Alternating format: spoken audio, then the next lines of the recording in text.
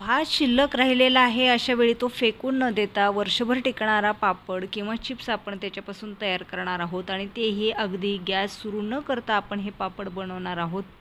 तर सर्वप्रथम आपण हा भात जो आहे तो मिक्सर वाटेत दळून घेणार आहोत, बारीक करणार आहोत।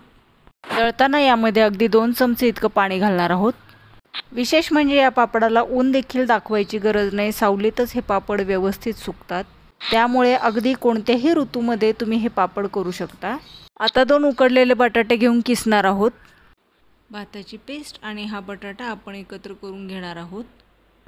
चवीनुसार यामध्ये मीठ घालणार आहोत आणि सर्व मिक्स करून घेणार आहोत। यामध्ये तुम्हाला आवडत असल्यास जिरे, हिरवी मिरची असा मसाला देखील घालू शकता।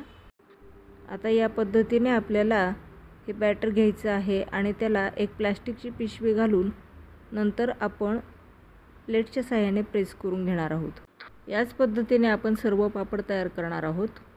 तुम्हाला हवे असल्यास फोर्कच्या साहाय्याने त्याला असा शेप देऊ शकता। पापड घरामध्येच हवेमध्ये सुकवलेले आहेत। आता हे पापड मी तुम्हाला तळून दाखवत आहे। एकदम मस्त, स्वस्त आणि झटपट तयार होतो, तेव्हा नक्की ट्राय करा आणि सबस्क्राईब करा मराठी कट्टा किचन।